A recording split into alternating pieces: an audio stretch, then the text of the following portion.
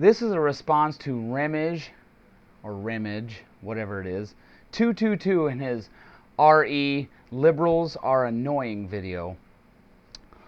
At first I thought I wasn't going to have anything to disagree with in your video because I commend you on your Second Amendment views, which would be much to the chagrin of the Hussein-Obama administration. However, as you went on, I found some items that need to be addressed.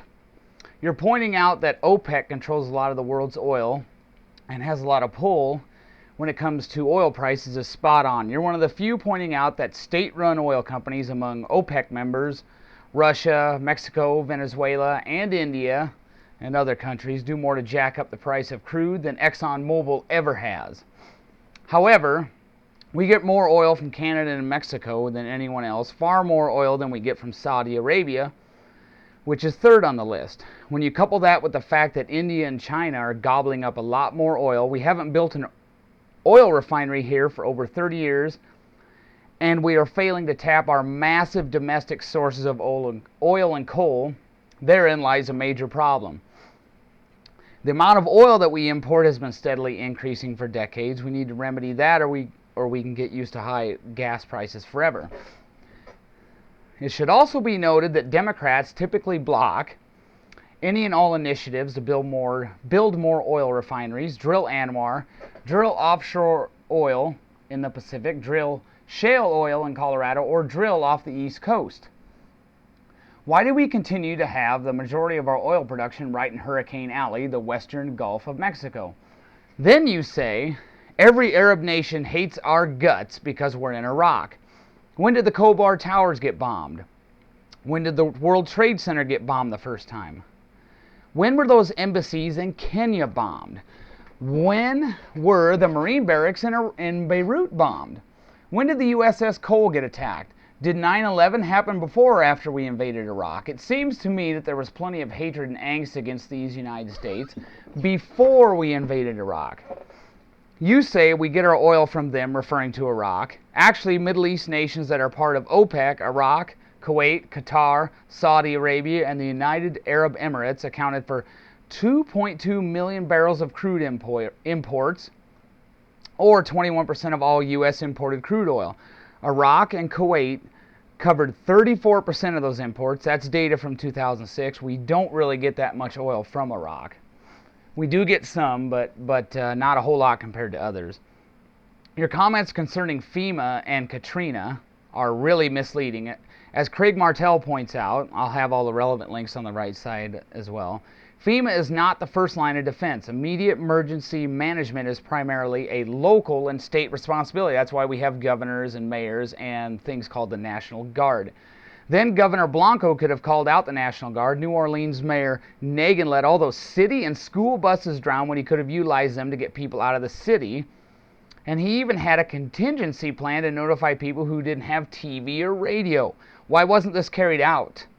Because state and local officials dropped the ball. That's why. What's more, over 40 years ago, Congress approved the Lake Pontchartrain Hurricane Barrier Project after Hurricane Betsy pummeled New Orleans. The project consisted of miles of levees and 2 gigantic storm gates that were designed to prevent Lake Pontchartrain from becoming overwhelmed by a massive hurricane storm surge.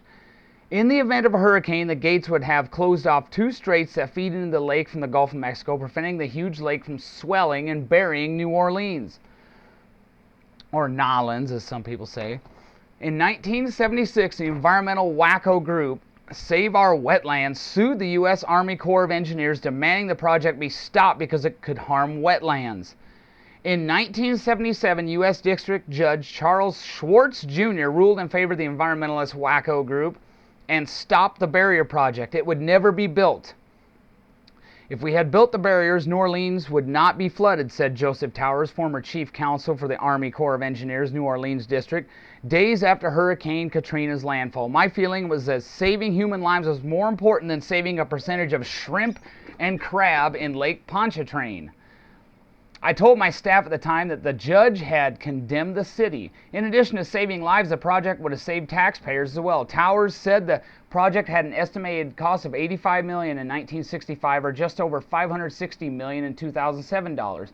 By comparison, Hurricane Katrina has cost federal taxpayers over $114 billion to date. And keep in mind, this was a long time ago. It's even ballooned since then. Now Save Our Wetlands is at it again. Just a few months ago, it announced plans to sue under the Clean Water Act and other environmental laws to thwart the construction of another project designed to protect Louisianans from future hurricanes and also preserve marshlands. So let's dispense with it's FEMA's fault nonsense, because that's hardly accurate. Then you go back to beating the Iraq War dead horse. You say they, referring to the Iraqi people, could actually leave their homes at night before Bush went in there. Since we've been there, like 75 or 80% of the people are afraid to leave their homes. I have to ask, where are you getting this information from? As I have documented, and numerous other sources have documented, from the Clinton administration to the Bush administration, Saddam Hussein was violating numerous agreements he had signed onto after he was driven out of Kuwait. Numerous Democrats condemned Saddam during the Clinton and Bush administration, saying he either had nuclear or biological weapons, or was in the process of gaining that capability. It's only after the war started that liberals started using it as a political football. You say we removed all the security that Saddam had in place. Those vaunted security forces you speak of were mostly Baathists who kept an eye on any and all dissent.